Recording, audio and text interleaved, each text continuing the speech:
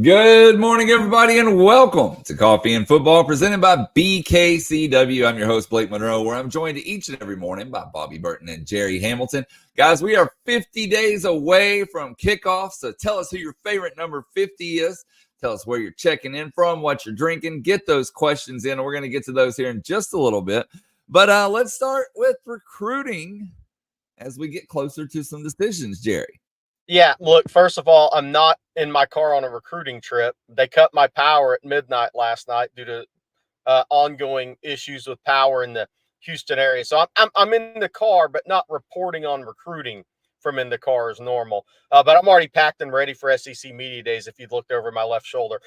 So, look, Jonathan Cunningham, decision day for Jonathan Cunningham, the four-star linebacker out of North Crowley. That's Texas, TCU, Utah. I really believe this one's going to come down to does he want to try to get on the field earlier? TCU selling, stay really at home, stay in your hometown and get on the field earlier. Utah's selling, get on the field earlier. Texas is selling a plan for Jonathan Cunningham. Which way that goes, we'll find out around 6:50 or 7 p.m. Central tonight, subject to change, of course, with these announcements. But Texas, TCU, or Utah for a linebacker, Bobby, that I think is a tremendous player, upside-wise, 6'2", long arm, rangy, very instinctive guy, physical, but may not have the size for that physicality to show up on contact right now. But he's a player I really like the upside of, not dissimilar from Anthony Smith, who happened to host him on his visit to Texas. Isn't he more of a Maurice Blackwell type, in your opinion? Isn't that the comp that of a current Texas player? Fairly good height, not a lot of weight as of right now, at least. And Blackwell's had a problem adding real weight over his career. Is Cunningham a guy that can add that weight? Yeah, I think he can. I think more similar to Anthony Smith, though, from a player and frame standpoint. But I guess Anthony frame standpoint is similar to Maurice Blackwell as well. But I think instinctively, Jonathan Cunningham mirrors Anthony Smith as a linebacker a little more for me. But from a frame standpoint, absolutely, throw those three guys in together, and they all look similar in high school.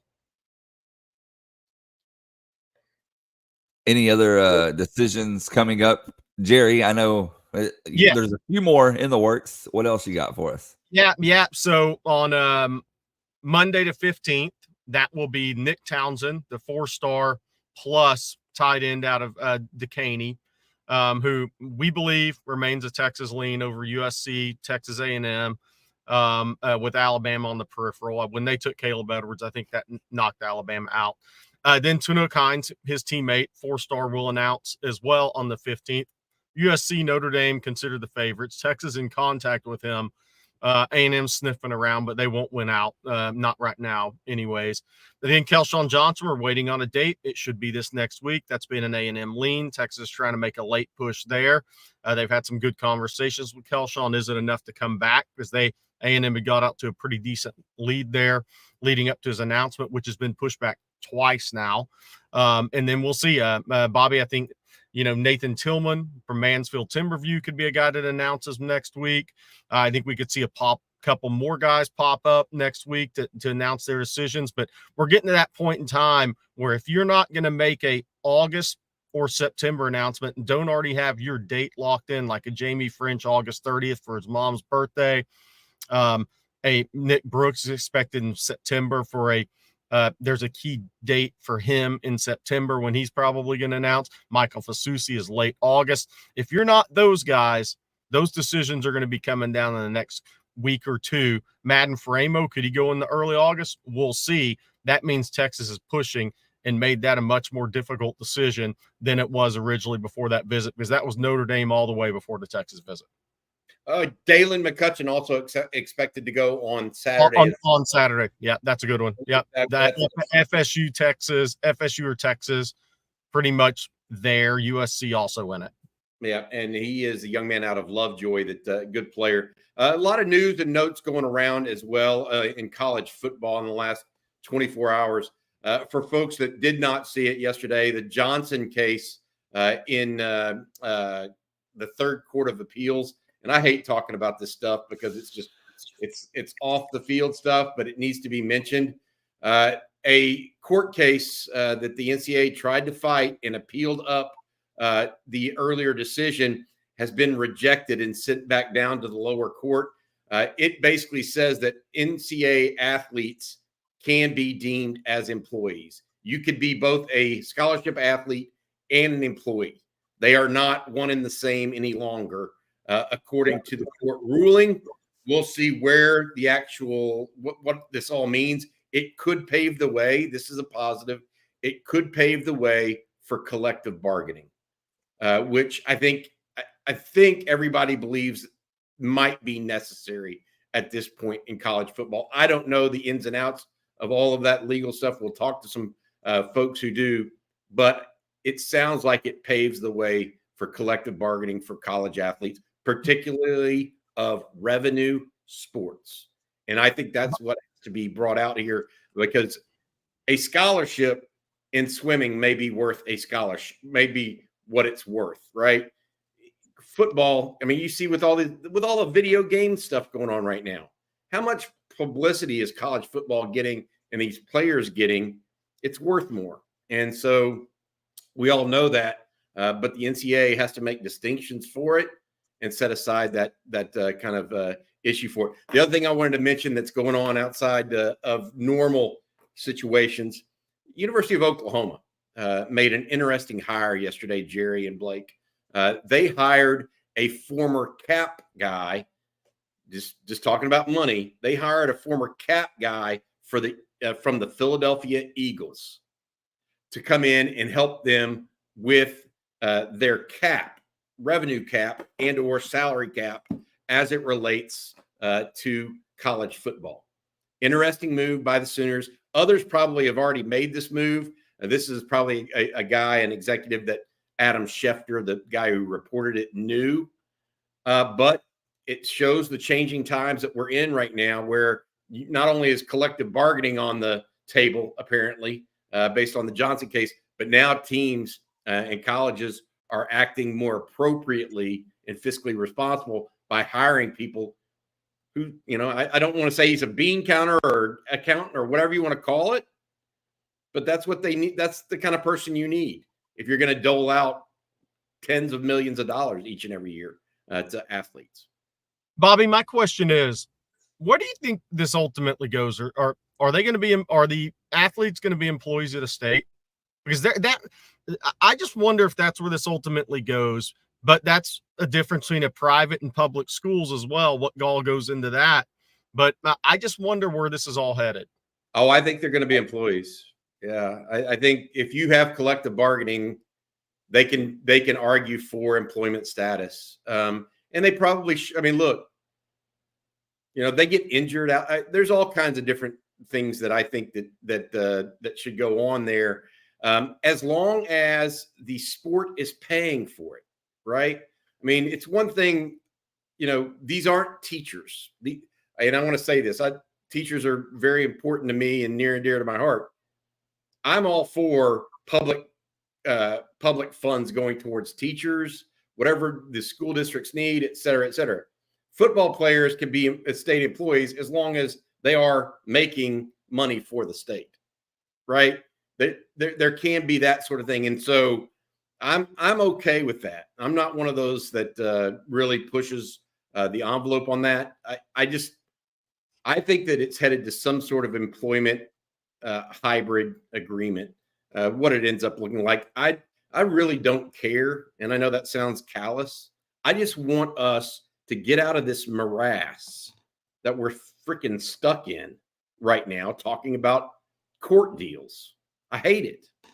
It's not good for college sports. It's not good for fandom. Why do I want to? I don't want to be talking about some Johnson case or the House case or whatever. I want to be talking about Arch Manning or Quinn Ewers or Silas Bolden. I mean, but we would be doing a disservice, right, if we didn't mention it right now, because that is part of what's going on in college sports. But my question is it going to be different from public to private universities? Oh, I think it can be, but not if there's a Not collective bargaining. there, Here's the issue. If it's collective bargaining within an organization, Jerry, the answer is no. okay. So in other words, that's my understanding. In other words, if 50 schools get together, which is what Charlie Baker, the new NCAA president, is basically saying, hey, you big schools, you go off and make your own rules. Well, collective bargaining can be part of those rules potentially. Right. Okay. And so either Baylor, for example, toes that line, or Baylor's not a member of the organization. That's how you do that. And so I think Baylor, the vast majority, obviously, in college sports are public schools. And so I think the public schools will carry the weight there. I mean, Notre Dame and USC are the only two private schools right now that actually carry any weight anyways. Right. I mean, Baylor doesn't carry much. I mean, TCU, none, and so Notre Dame and USC are the two main privates that people would say, hey, wait a minute, we need to talk about this. Bobby, before we move on, can you tell folks out there about BKCW and escaping the insurance trap? Yeah, absolutely. Did your business have a frustrating insurance or employee benefits renewal? Maybe Texas might have an employee benefits renewal with their football players here soon. Most likely you didn't hear from your agent all year, and then right before it was time to renew, your agent delivered the bad news of a rate increase with no time to look for other options. When this happens, the agent is providing no value, and you're stuck in what we call the insurance trap. BKCW takes you out of the insurance trap by providing you with actual risk management consulting, not just price quoting. Operating out of their headquarters in Austin and owned by UT Grad, BKCW uses a 5-step process to identify your business's weak spots, design a plan, execute it, and monitor your situation throughout the year so that you can lower your insurance costs and effectively manage your company's risk and employee benefits. BKCW has consultants that specialize in several different industries, from construction and transportation to nonprofits, even school districts. So you'll get matched up with someone who knows your risks and can help you escape the insurance trap. Get started with a free risk assessment at bkcw.com or send an email to info@bkcw.com to get started and get the support that you deserve. Okay, guys. Well, we got a lot more to talk about this morning here. And I am going to bring this up as Greg McElroy recently posted his top 25 ahead of the football season. Of course, as we said a little bit ago, just 50 days away till kickoff. Ohio State, number 1, Georgia 2, Oregon 3, Texas 4, Alabama 5, Notre Dame, Ole Miss, Penn State, Mizzou, and Tennessee close out his top 10 there. OU ranked 17, Aggies ranked 20. Curious to get y'all's thoughts on this. Well, 6 of the top 10 from the SEC, and some people say Greg McElroy's SEC bias. I'm 6 of the top 10, 12 of the top 25, right? If my math is correct, 7, 8, 9, 10 of the top 25. Sorry, but 6 of the top 10 in there. Not surprising. I think the other thing that's interesting to me is one. I would have Georgia 1, by the way, but that's just a difference of opinion. And thank you very much. Greg McElroy came on, had a discussion with Bobby and I. Thank you very much for that, by the way.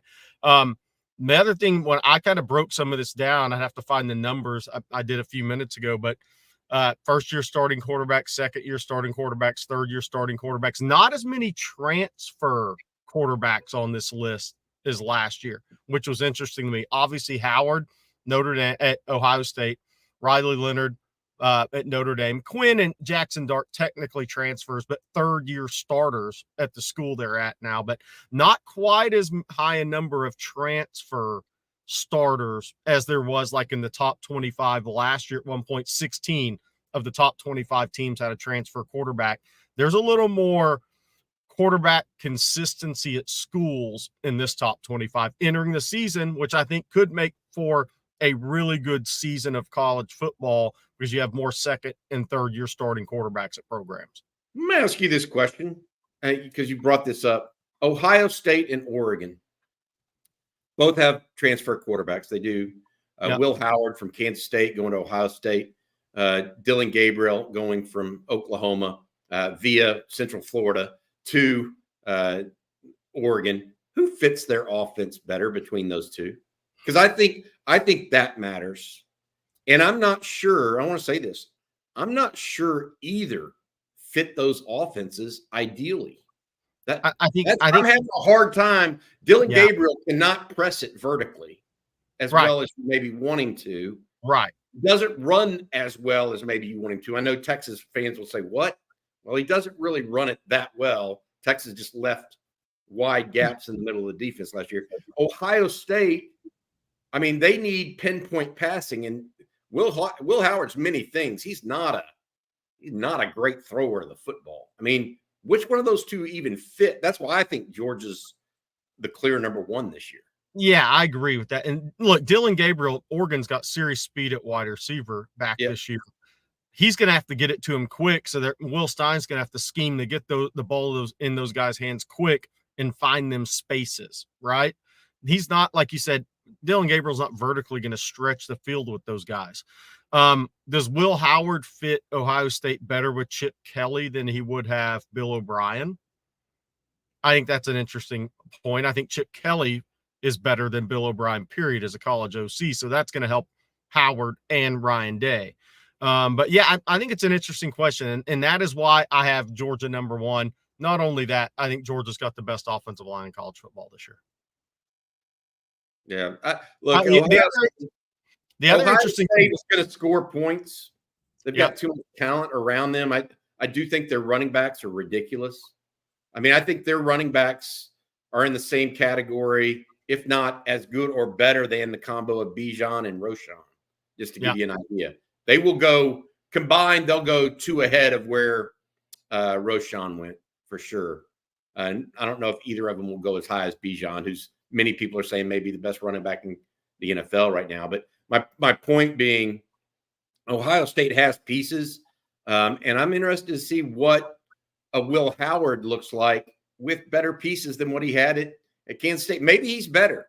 He just threw it to the other team an awful lot last year. Mm-hmm. And that doesn't necessarily – that's not going to look better even if you go to Ohio State.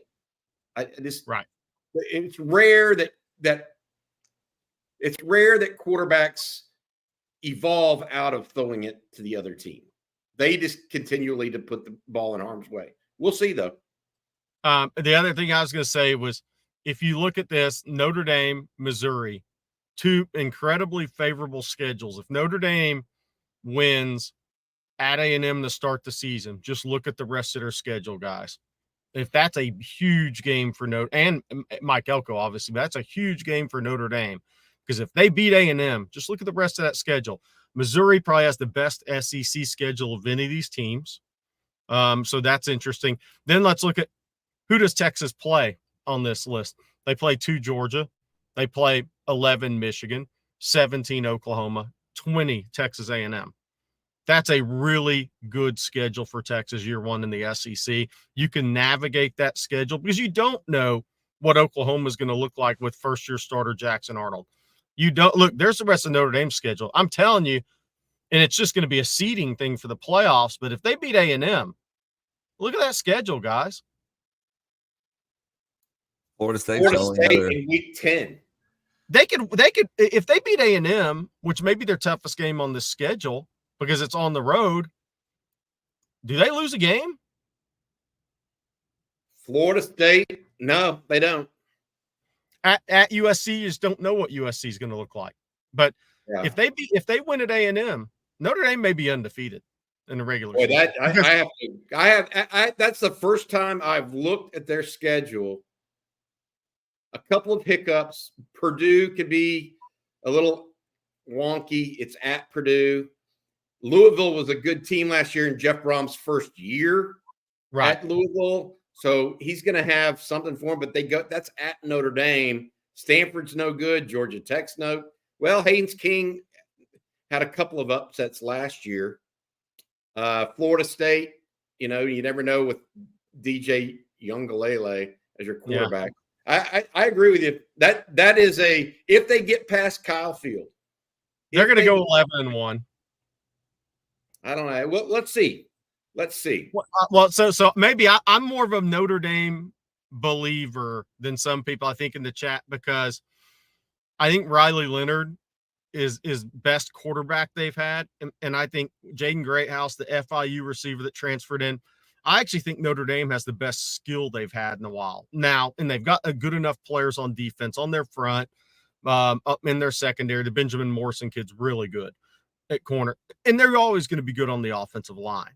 But if Riley Leonard plays at a pretty high level for them, they're going to be better offensively than they've been. So if they beat A&M, I see them going 11-1 on that schedule. I'm not a believer in FSU with their quarterback. I'm a believer in their talent, but not their quarterback. Louisville got decimated in the spring in the portal. I'm interested to see what they actually look like. And yeah, at Georgia Tech, there's some tough games. It's not like Notre Dame's Georgia talent, but on that schedule, if they beat A&M, they're going to the playoff unless they get very, very injured this year. They got good players, maybe not Georgia level players, but they got good players. You know, bring that back up, Blake, for a second. The Notre Dame schedule? Yeah, no, just the top 25. Oh, yeah. Hang on 1 second here. There you go. All right, so then you look at this. So the last time we'll reference this probably for a while. What will Billy Napier be the coach at Texas when Florida comes to Texas? You got Georgia. You mean, will he be the coach at Florida when he comes to Texas? Florida when they come to Texas. Yeah. Just look at Florida's schedule and how many of those teams they play. I mean, again, Miami, FSU, A&M, Texas, Georgia. Keep going. Ole Miss. I mean, that's just ridiculous. I mean, and some enough of those games are before the Florida-Texas game. We'll see. I know this. Florida better win that first one against Miami to start the season. Hey, Tyler has a good question. How do y'all feel about Michigan being number 11? Do you think that's too low, too high, or just right? It's about right. They've got a big gap at quarterback from what they had last year. They got a big gap on offense, what they lost, and on defense. But I'm here to tell you, I mean, look, you look at the NFL draft boards, 5 Michigan guys could go within the same period of just 1 or 2 Texas players going in this coming draft. They've got dudes. Now, do they have depth? I don't know that. We're gonna see whether or not Harbaugh has true depth behind what he lost. Yeah. I think it's possible he does. I'm not as familiar with their recruiting class as some folks, but I would say this. I think the days of them not passing in the second half to beat Penn State are likely not going to happen whenever you're starting 5 new offensive linemen. It doesn't work that way. And so I don't have a problem with Michigan at 11. They're the second or third best team, maybe with the addition of Oregon, maybe the 4th best team at worst in the Big Ten. So I have no problem with that. They are going to have elite players at corner, at tight end, and 2 at defensive tackle. And I like the running back. I don't think that running back is, say, as good as Jonathan Brooks was a year ago, but he's a good 4th, 5th round, 3rd, 4th, 5th round running back. He's an NFL player for sure. I think where Michigan definitely has depth, D-line. I think some of those young kids are very good players. They just weren't seen a lot last year. We're going to see them a lot more this year. It may not be Texas, but the rest of that schedule. I think they have depth at D-line. It'll be interesting. To me, their whole deal depends on quarterback play because defensively, they can win 10 games with that defense if they can score enough points. To Bobby's point, they're replacing the entire starting offensive line, but those guys have experience as backups. But what's the quarterback play going to be like? What's the wide receivers going to look like when it counts for that team this year? I think that's going to tell the whole story on Michigan. And for Texas fans, you hope they don't have it figured out by week 2, which I don't think they will. Hey, we have a super chat I want to read real quick before we move on to the next segment here from Slick Rick. Slick, we thank you so much. That's a very generous super chat. He says, Jerry Hamilton, Jerky and gas money, my man. Appreciate the hard work you do. Any chance you're going to come to San Antonio to watch Michael Terry practice? If so, lunch is on me. I will go watch. I will go watch Michael Terry this year. So yeah, we'll set that up for sure. Thank you very much. Yeah, Jerry, you're going to be sharing some of that Robertson's beef jerky this week as we get going in Dallas on Sunday. For those unaware or not following it closely, the SEC Media Days commence on Monday in Dallas over at the Omni Hotel. Jerry, myself, Blake, you'll be there for a bit. CJ Vogel, as well as a couple other guys, will be there for On Texas Football all week in covering that. It should be a lot of fun, guys. We're going to try to bring you guys inside and get y'all a feel for what it's really like to be at Media Days. I think that's important, just to get a sense for everybody that's walking through there and talking. Of course, Wednesday is a big day for the Longhorns. That's when Steve Sarkisian comes in. Hey, I want to mention this. Lane Kiffin, I think, was due to go on Monday. Is that correct? Yes. Yeah, he was due to go on Monday. I kind of wonder right now if the SEC might try to rearrange that. For those unfamiliar with this, Lane Kiffin's father, Monty Kiffin, the architect of the what they call the Tampa 2 defense during his time at Tampa Bay, he passed away yesterday. And so Lane Kiffin is scheduled to go on Monday. There's some part of me wondering whether or not Ole Miss switches with another school, given that. We'll see. They haven't made that announcement yet, but it would make a lot of sense because obviously Monty Kiffin, Lane's father. I will say this, Steve Sarkisian is close with Lane Kiffin, by the way, for those unaware. I mean, I'm not saying they're best friends or anything. They certainly text a lot and keep up with one another based on their time at USC and elsewhere. And two other super chats I want to read real quick. Both of them from Jack. Thank you, Jack, as always. He says, I just want to thank the OTF family for making being a Longhorn an even richer experience. And then he also adds, Coach Bob Shipley is a Longhorn treasure.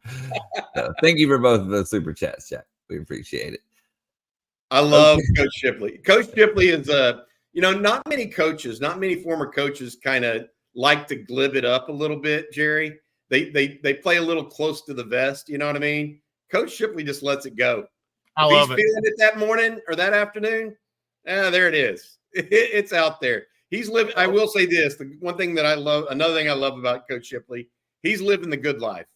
He's retired, got a little side business going on, working on Texas football a little bit, and he's got a bunch of grandchildren running around that he can't keep up all with, but he loves to do so. So a lot of people, Coach Shipley's a great guy, and we're happy to have him. Happy he's part of it. Okay, and I want to. Let's see. Actually, before we move on, I want to tell everybody out there about one of our newest sponsors here. If I can find the dang banner, Chubbies. Chubbies. I'm here to tell you all about Chubbies. I've told you all week long that my kids and I wear them all the time, and that's for good reason. We love them. We love their looks. We love how stylish they are, how comfortable they are. Chubbies has crafted the most comfortable clothing with the most unique designs ever. And for a limited time, Chubbies is giving our listeners 20% off your order with our exclusive code. All you have to do is use promo code ONTexas at chubbyshorts.com. When it comes to true style and comfort in the form of men's shorts, you literally cannot do better than Chubbies' iconic original stretch shorts. They're available in 4-inch, 5.5-inch, and 7-inch inseam length, just depending on how much of those beautiful thighs that you're trying to show off. They put Chubbies on the map for a reason. And of course, you can pair the original stretch shorts with Chubbies' lineup of Friday shirts, and now you're cooking with all gas and no brakes. So to join me in wearing those and be stylish like my kids, be part of the cool kids club, just head over to chubbyshorts.com. Use promo code ONTexas. Like I said, they're going to give you 20% off. Obviously, you can't beat that. Don't just blend in with the crowd. Stand out with good folks at Chubbies. Yes. True here. Very true. Hey, Scott Knudsen has a question. Very important question. Blake, Scott Knudsen, did you see the George Kittle Chubbies party bus? So that must be on the new Receiver show on Netflix. I've just started watching it, but I haven't gotten too far into it. So no, I haven't seen that part yet. But that's a great special that Netflix put out. So looking forward to finishing it. All right, guys. CBS recently put out what they call their SEC head coach power rankings here, and this graphic courtesy of On3. But Kirby Smart, number 1, Brian Kelly, 2, Sark at 3, Kalen DeBoer at 4, Lane Kiffin at 5, followed by Stoops, Drinkwitz, Hubel, Elko, Freeze, Venables, Beamer, Napier, Pittman, Lee, and last but not least, Jeff Lebby at Mississippi State. Curious to get y'all's thoughts. Is Sark, let's start there. Is Sark truly number 3? Do you think he should be higher or lower? Just right. I was gonna say that's not a dancing contest because Kelly's too. But let's see. I mean, look, on career resume, yeah, that's your top 2. I mean, that's realistic. Brian Kelly's been to multiple playoffs, right? He has a career resume that's really strong. I probably have DeBoer 3, Sark 4. I just think DeBoer is everywhere he's been, he's done one thing, and he's done it at a very high level, and he'll do it again at Alabama. I think Drinkwitz is a little, and I appreciate what Mark Stoops has done, and how Lane Kiffin's kind of bounced back with his career. But I think Drinkwitz is a little low on that list for me. Heupel has resurrected Tennessee football. I mean, it wasn't anything.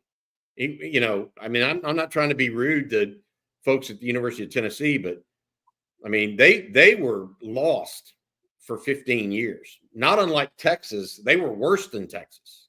They never got a respite. They never went to the Sugar Bowl. I mean, they sometimes, I mean, they won 6-7 games for almost a decade. Heupel's better than Stoops, in my opinion. Is that the right area for Lane Kiffin? Maybe. I'm like you. I think I will say this. I think that after number 1, there's a debate.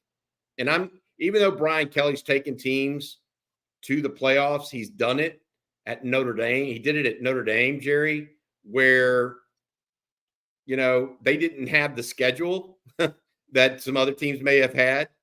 So I would say that. The real problem I have with this list isn't the top part of it. It's the bottom. I mean, how is Clark Lee ahead of Jeff Lebby? I mean, Clark Lee has had 2 or 3 seasons and done nothing.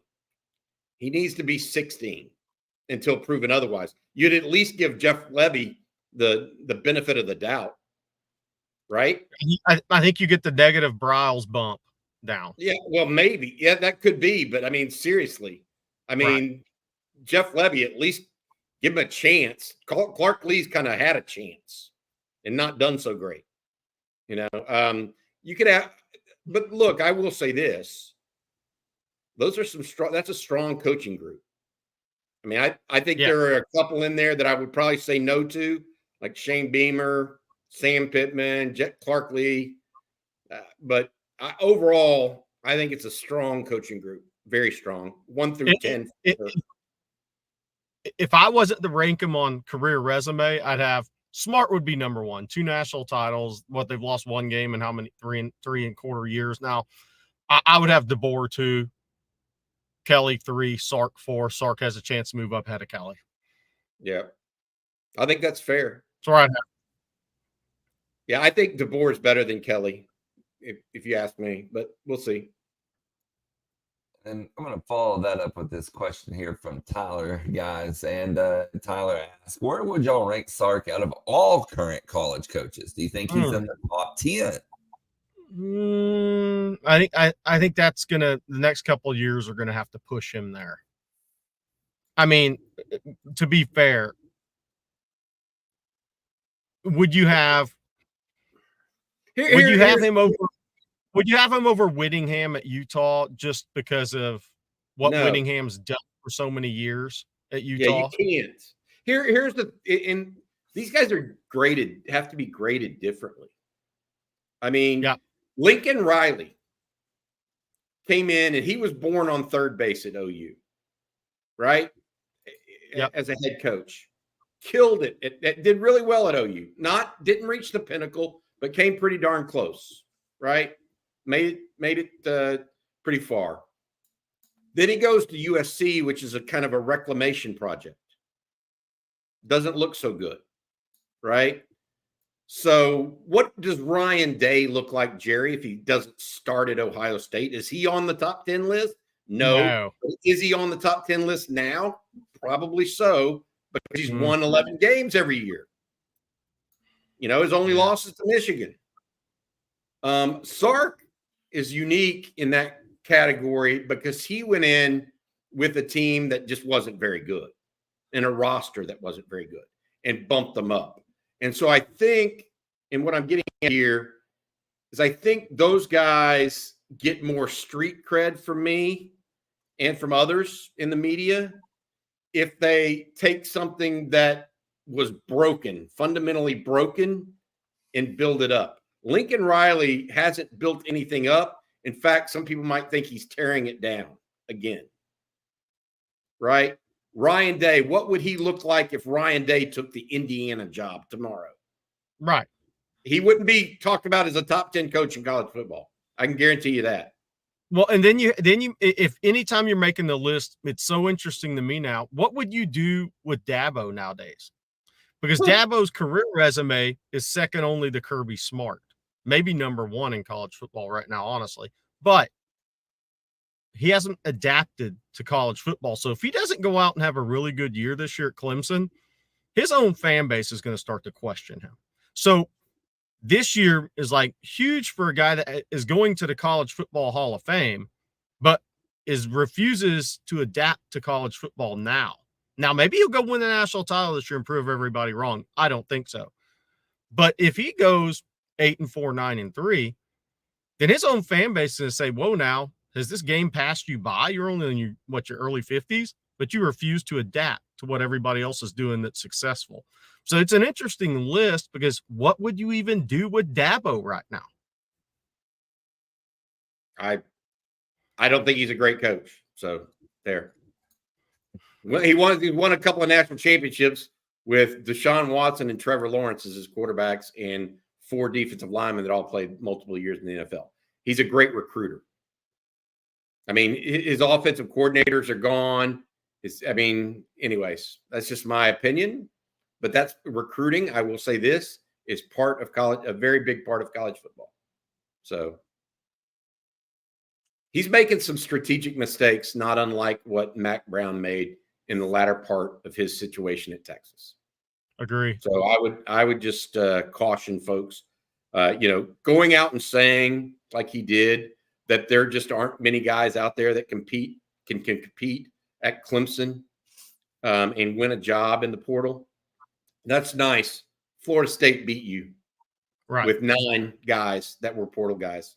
Maybe they can. Maybe they can play, and Clemson's not holier than thou. That holier than thou attitude, it kicks your butt every time. It just does. I agree. Okay, y'all. Well, we got a lot of questions coming in, so we're going to just jump right in over to those. And I'm going to start with these super chats here. This first one from Dax. Thank you, Dax. He says, what are you guys hearing on Derion Gullette? He was an incredible athlete pre-injury. Do you think it will translate to college? Look, I've actually heard really good things on Derion Gullette. And that somebody asked me that the other day, and I was like, look, I've heard that he's starting to come on a little bit. I will not be surprised if he's a starter next year. I'll just put it that way. I mean, he's got a chance. I know LaFau and Hill will be back, but they like him a lot. And the thing about Derion Gullette, and we talked about this when he was coming out of high school, this is always a 2-year type of developmental process for Derion Gullette. Then he had the ACL and missed his whole senior season. But he had never honed in on one position singular. He played receiver, outside linebacker, safety, quarterback, wildcat quarterback, running back, whatever Marlin needed him to do to win games, which is what they should do. So his developmental curve, he was as raw from a football perspective as about anybody. Him and Jure Bledsoe were the two most raw guys that Texas has recruited. So now with Derion Gullette, second year, concentrating on one position, learning that position, putting that athleticism towards one position and developing, this should be the year that things really start to click for him and set him up next year. It's all about patience for guys like Derion Gullette who are that athletic and have that much ability. I think he's come back from the injury very well. Now it's all about sticking to that development, understanding your process. And if you just have continued to dive into that process, then by year 3 in college, you should be ready to make some noise because he's too talented not to. I think Jerry's got onto something a little bit there. Derion Gullette was always going to be, he's athletic enough to play at the highest level of football. We knew that from the very outset. The question is whether or not he could focus and be a tremendous learner of the game of football. And what I mean by that is he had to go find a position and then learn that position as well as anybody. So a lot of it for Derion Gullette, in my opinion, has not been athletically. None of it, even despite his injury, has been athletically as much as it is, how he's taking to that new position. What I'm being told is at the end of spring, he was making a really, really nice move. So if that's continued on in the summer, I think you're going to see something from him. And fingers crossed, because he can be a guy that's a difference maker, frankly. I mean, he's that kind of athlete.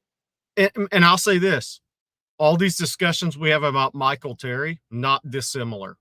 He's going to be it's going to be more of a developmental path for him. And I'm not saying 2 years, but these guys that play multiple positions, multiple sports, they just start really concentrating on football singularly in one position when they get to the college level. And sometimes it takes them a year to find that position that they're going to be.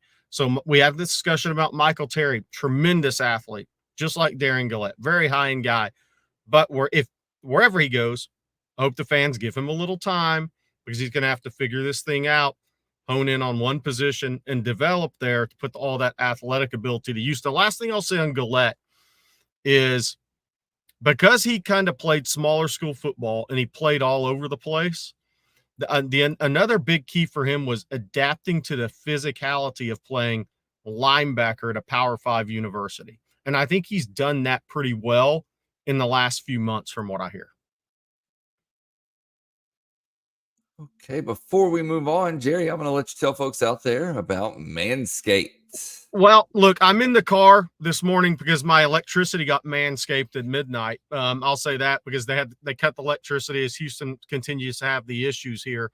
But then it became my sizzle alert, guys. It was pretty hot last night in the house about 3 a.m. This summer, let the only thing smoking at your barbecue be the grill, not your grooming game. Get ready for the ultimate cookout season with Manscaped. Whether you're flipping burgers or cannonballing into the pool Bobby Burton style, make sure your meat looks neat with the Performance Package 5.0 Ultra. Fire up your grooming routine and keep it cool with Manscaped. Head to manscaped.com and use code ONTEXAS for 20% off and plus free shipping. Let's make this summer sizzle for all the right reasons. And again, man, my electricity got Manscaped last night. You know what that means I needed? The Crop Preserver Anti-Chafing Ball Deodorant. For those sunny beach days and barbecue parties, don't leave home without the Crop Preserver Anti-Chafing Ball Deodorant. Let the sun see you shine, not sweat. Manscaped, on Texas, all caps, 20% off. Good stuff, as always.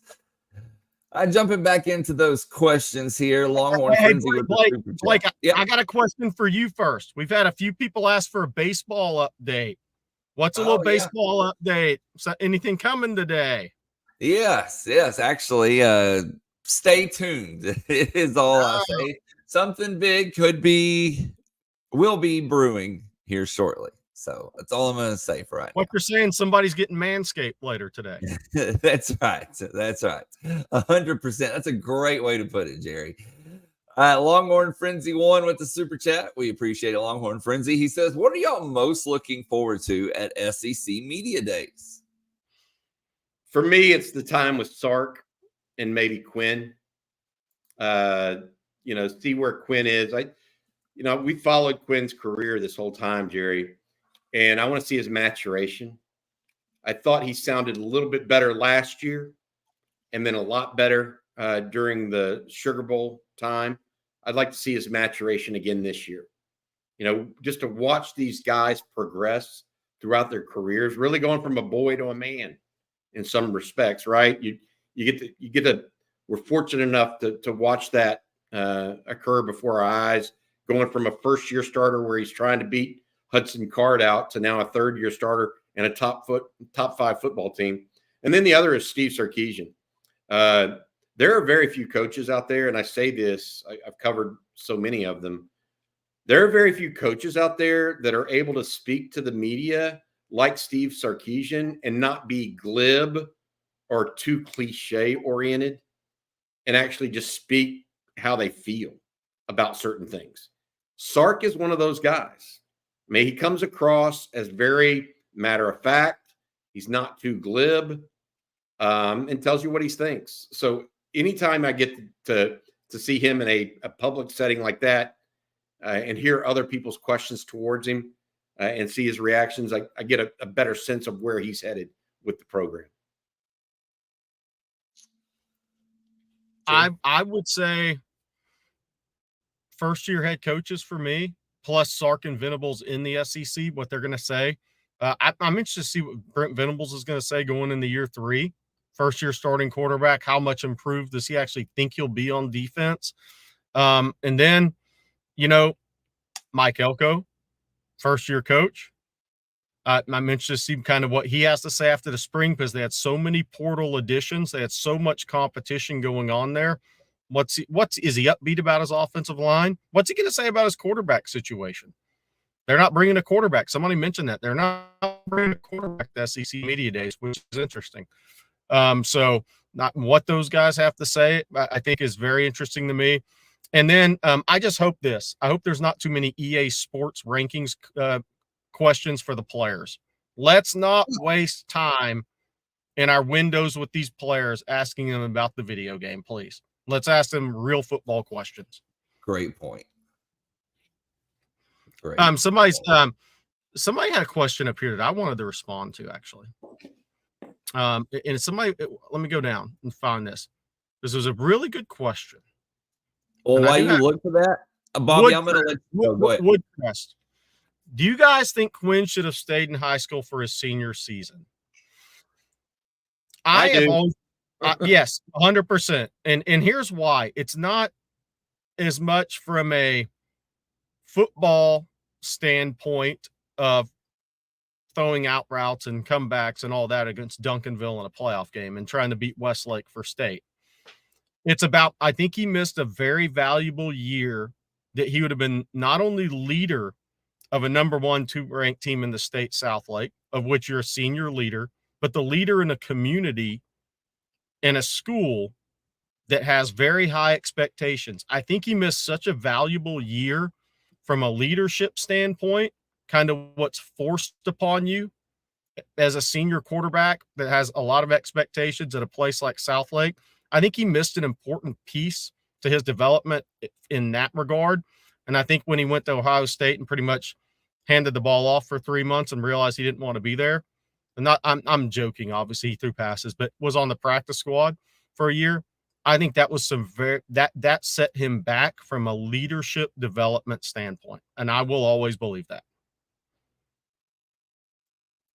But he's rebounded and he's more comfortable in his skin than he's ever been.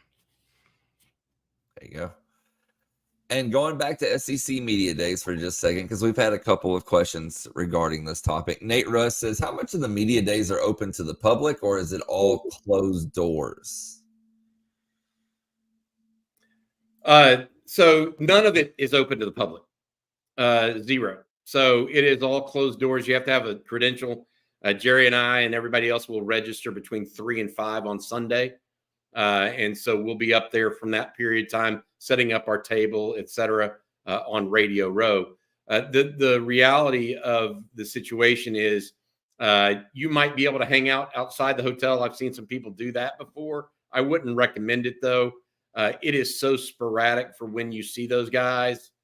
But no, it's all closed doors, all private. Bobby Burton will have an autograph signing table, though, on Thursday. Yes, of course. Hey, by the way, just for Jerry Hamilton. By the way, JW Crunch is correct. I am in an HEB parking lot, and I'm testing here. Everything is better, including free internet, which is not the case. I'm on my hotspot. But yeah, for those that don't know, I'm not traveling. I'm not out of school today. I guess they're doing some electricity. Our electricity was cut off at midnight, so I woke up pretty sweating at 3 a.m., 2:30 or 3 a.m. So I'm doing this show from the HEB parking lot in the car. And somebody said in the passenger seat, yes, because that's where I can sit my computer a little better. I don't have a driver. I can barely drive myself. I probably need one. Okay, guys. Yes, Bobby. Yes, Bobby will be signing OTF hats. Oh, geez. And giving them away, right? Oh, yeah. The ones that don't exist yet. I'm just going to stir the pot a little bit. Blake's signing Chubbies if anybody wants to autograph. There you go. Get them while they're hot. All right, Matt with the super chat. He says, do you think Texas A&M has a quarterback battle going on? It's odd they're not bringing a quarterback to SEC media days. Matt brought up a great point, and I looked that up, and he's totally correct. That's interesting, Bobby. I mean, Connor Weigman, Marcel Reed, good player. They waiting to see if Weigman's actually healthy. Pretty interesting, though. I think Elko is trying to motivate his team a little bit here in his quarterback position. I think he needs a little bit more out of it than maybe what A&M's got in the last 2 years. Neither of which has been to the fault of the actual quarterback himself. I mean, what are you going to do? Play on a broken foot? Right. You know what I mean? Or play with a concussion. Jimbo tried that, by the way. I don't know if there is a quarterback battle brewing. I would say that Elko strikes me as a defensive coach that's going to lean in to guys who move the team, not necessarily the guys who just score points. He's going to want the controlled offense that moves the ball down the field steadily, because that's what a defensive coach 9 times out of 10 wants. And if that means Marcel Reed with his legs is a little bit better than Weigman, and the other problem, and I'll be honest about this, if A&M's offensive line looks like Swiss cheese, Weigman, even though he may be a first-round draft pick, may not be the best escape artist. And be able to move the team as well. So maybe, you can have that. And Reed's a good quarterback too. Reed's a fine backup, in my opinion. Played well in the bowl game. So I don't have this preconceived notion that is why there's necessarily a quarterback battle going on. I think that Weigman just hasn't been a leader of the team because he hasn't played much. I mean, he didn't play much at all last year. And if you've already bought your A&M tickets, good for you. Good for you. I am surprised that there's that many available, unless I don't even know what vendor you're buying them through right now. The prices are sky high, Brandon Huey. I saw your note there on the chat line. If people have tickets to Texas A&M right now, keep them. They're going to go higher. That price is going to go higher. Right. By the way, we need to reset recruiting. Justin Yarborough asked, have y'all discussed the Jonathan Cunningham announcement? Seems like we don't have the best odds based off him wanting to play early. We started the show with that. Jonathan Cunningham on Texas football, 4-star linebacker from North Crowley, and announces around 6:30 or 7 tonight. Texas, TCU, Utah are the final 3. I do think this will very much. I think Texas has done a good job laying out a plan for him for his future. If he's a Texas Longhorn, I think it could come down to where he believes he can play earlier if he doesn't go Texas direction. If that becomes his deciding factor, then that makes it tougher on Texas. I do think Texas felt pretty good coming out of the official visit, but we're a long way since that official visit. So we'll see which way that goes. Good stuff. And the super chat, fellas, from Slick Rick. He says, and thank you, Slick Rick. I walk my dogs every morning listening to Coffee and Football. The Manscaped ball deodorant works. Jerry, any news, any new progress on Sadir Mitchell? Can we see him? Do you think we could see him entering the portal next year if he doesn't get serious? Look, man, I agree. First of all, I agree with Slick Rick. I just came back from 7 days in Florida. So yes, that stuff definitely works. Any progress on Sadir? I don't have an updated weight on him. So I don't have anything new on Sadir there. I did drop some team notes on ontexasfootball.com yesterday, which we haven't really talked about, Bobby, but one of the interesting things I was told yesterday was that Gavin Holmes trying to step into more of a leadership role this summer, leading from the front of the line a little bit more than last year. That's a senior. That's a guy that knows he's in his last year. That's also a guy that knows they just brought in a Javion Cole to compete with him, right? So I've heard Javion Cole looks like he belongs. Nothing has shown that he doesn't belong at Texas. He's seen more as a guy that pads on are more important for Texas kind of judging him because he's a playmaker. He's an instinctive guy that makes plays on the ball within the game with pads on. I was also told Kobe Black looks a lot different physically because he came in. That's good then. That's really good news. Because at Under Armour game, I'm not saying he looked bad. He didn't look great physically for a corner. And he's a small school guy, plays multiple sports, but apparently in May, their month off, he worked with his brother, Corey, and they did a lot of sprints and a lot of running. So he's leaned out. That combined with Torrey Becton, he's leaning out. That body's starting to change. So that's a good thing. And I was told Ryan Wingo's dazzling. Yeah. Tracy Jackson, Jonathan Cunningham announcement around 7 tonight, give or take. I want to say this, going back to Kobe Black. I think that after watching the spring game, I thought there was a possibility that he was overranked coming out of high school. And the reason I said that is because I didn't think he was fast enough to stay at corner. Because Ryan Wingo just walked him in that touchdown catch, the go route, just walked him, made him look bad. Now Black came back and made an interception in that game, but I was really concerned about Kobe Black because I didn't know if he's going to be fast enough. The idea that he's leaning out and could actually be faster and get faster now, Jerry, is a very positive, very, very positive comment on the future of Texas secondary, in my opinion. And the other thing I was told was Warren Roberson, his just a quickness, speed, explosiveness out of cuts is very high end at Texas. Now it just comes down to him continuing to learn a playbook to where Texas can trust him to not have a coverage bust at the wrong situation, wrong time. If he can do that, then he's a guy that can help Texas. Jalen Gilbo continues to look really good too, by the way. Yeah, I was told that Warren Roberson's issues his first year was just mental errors. Yep. Inconsistency. Yep. And that's not – look, another guy that played multiple positions, Jerry. Yeah. Played a lot of safety, didn't just play corner in high school. So, I mean, I agree with all that. That's good stuff. I read your article yesterday on Texas football. I thought it was terrific. If you guys get a chance to read it, you definitely should.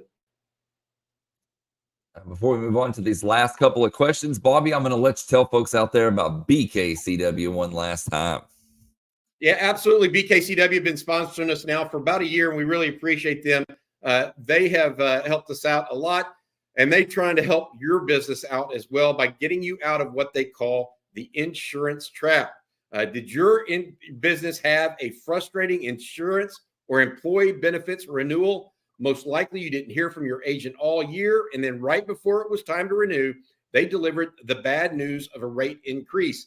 BKCW takes you out of that insurance trap by providing you with actual risk management consulting, not just price quoting. Operating out of its headquarters in Austin and owned by a UT grad, BKCW uses a 5-step process to identify your business's weak spots, design a plan, execute it, and monitor your situation throughout the year so that you can lower your insurance costs and effectively manage your company's risks and employee benefits. Get started with a free risk assessment at bkcw.com or send an email to info@bkcw.com to get started and get the support you deserve. They are there to help you and your business grow in a smart way, thanks to BKCW Insurance. And I think Blake started this question, but Isaac Darden, is Santana Wilson on campus? Yes, he's on campus. He's doing well. Kind of been going through some stuff. I think people know that recently, but it's too early to say whether he'll be has a chance to get on the field much this year. That's going to have to kind of play out, but he is on campus. He's been doing well. And we'll do a couple more questions here. BB says, what quarterback does Arch Manning remind you of? Show that video, Blake, from QB country while we talk about this, if you don't mind. Yeah, well, give me a second here. Go ahead. Absolutely. Yeah, I think that, I don't know that he reminds me. Brandon Hughes says Josh Allen. Interesting. I want to say a little Phillip Rivers, except I think he's got a better arm, a little bit more, but he's so well coached. And Phillip Rivers was the son of a coach, and just had some moxie to him. That's who he reminds me of. I don't know, and he could be better than that long term. I don't know. But the thing about Rivers is a big dude, man. The thing about Arch Manning is people don't realize it until they go see him. He's big. He's what, 6'4", 6'5", 225 pounds? A big dude. Yes, he's 6'3.5", 6'4". Somebody brought up a good one. If he ends up maximizing his talent, Andrew Luck is not bad, because Andrew Luck was a little bit better athlete than he thought he was. I think Arch is maybe even more athletic than Andrew Luck is. I think Arch is a little bit more gifted than Andrew Luck, and that's saying a lot for a guy that went 1-1 overall. I mean, I think Arch is more gifted than Phillip Rivers too, by the way. I'm just telling you the style of play and what he reminds me of. I think Arch is more gifted than Andrew Luck. Jerry, what do you? I saw them both in high school. What do you think? Yeah, I think Luck was so sneaky athletic to people that, similar with Arch, I had a college coach call Arch slick last year, and that was very much a compliment to his athleticism. I thought Luck had a little bit of that in him. Arch has such a quick release, though. It's like, I'm not even going to bring up a name, but I'm not doing it to him. But it's the second quickest release I've seen. And this will be our last question for today. We've actually been asked this quite a bit this week. Just haven't gotten around to it, so no time like the present. Tyler wants to know, what's your prediction for Texas versus Michigan? I'm going 2017 Longhorns. I've thought about that. I think that it's going to be a couple big plays by Texas, a couple big plays by Michigan, but otherwise a defensive struggle. I really believe that. Even with all the athletes that Texas has on offense, Michigan's made to do that. Texas needs to play a good football game to beat Michigan in the Big House. Jerry? 24-20 Texas. It's about the same. Yeah. What's the line right now? What is the line right now? 5? Was that right? Either 3 or 5, if I'm not mistaken. So it opened at 2.5. It's now at 3.5. Yeah, that's about right, Jerry. So 2017, 24-20. That's right in that ballpark. Normally, everybody says those games it's going to be super low scoring. There's normally more scoring than we think. That's just kind of the way the law of averages works in that game. So I do think there may be a little more scoring in there. I think it's going to be interesting. I think Michigan will run the ball pretty effectively early in the season against Texas, the RPO game. It'll be interesting to see what Alex Orji does there throwing the football. And I think with Texas, if the right side of the offensive line is strong in pass protection in that game, in that environment, I do think Texas will score on that defense, even though they're really, really good. I think that game, like last year with Bama, I thought Jake Majors had the biggest assignment. Everybody's like, no, it's always the quarterback. But in that environment, I thought Jake Majors had the toughest assignment to have all five that offensive line, all four of his offensive linemen to his right and left on the same page, no pre-snap issues. Don't put yourself behind the chains early in drives. I think this year Jake Majors has that same type of responsibility, but he's going to be looking to his right, and he's got to help those guys make sure they're correct in pass pro. In a hostile environment, it's going to be loud. They're going to hate Texas. I think Jake Majors, just like last year Bama, this year Michigan, he has maybe the toughest task, because if all his guys communicate well and play well in tandem, don't have 2 or 3 of those major penalties that kill drives, I do think Texas will score even on a good Michigan defense. Okay, y'all, that's going to do it for today's episode of Coffee and Football presented by BKCW. We want to thank Chubbies along with Manscaped and, of course, BKCW for sponsoring today's show. Thank you all for the great questions, the super chats. Obviously, stay tuned. Jerry, you said this evening with Cunningham for his decision. I know you guys will have coverage on that all throughout the day. And then, Bobby, what else y'all got in the pot? We got a couple different things coming up. Actually, we have another live stream today at 1. Rod Babers will be with us. We'll talk a little bit about this as well as some other news and notes. Jay Norvell just lit the world on fire by saying K-State, A&M, and Ole Miss offered his receiver, kind of tampered with his receivers. Right, he went to the podium and talked about that. Yeah, we need to bring that up. There's been some other stuff going on as well as any updates we have on recruiting, including some receiver news that may be breaking later today as well. There you go. So if you haven't already, be sure to hit that like and subscribe button, ring the bell so you don't miss anything anytime we go live, anytime we post content. But remember, we can't be on there 24/7, so be sure to head on over to ontexfootball.com. Use promo code OTFOG. You get a full year for $39.95. You cannot beat that deal. It's the best one around. So be sure to sign up. Lots of great discussion and news going on all the time over there on ontexasfootball.com. For Bobby Burton and Jerry Hamilton, I'm Blake Monroe. Hope you all have a good weekend, and we'll see you on Monday morning. Hook 'em, guys.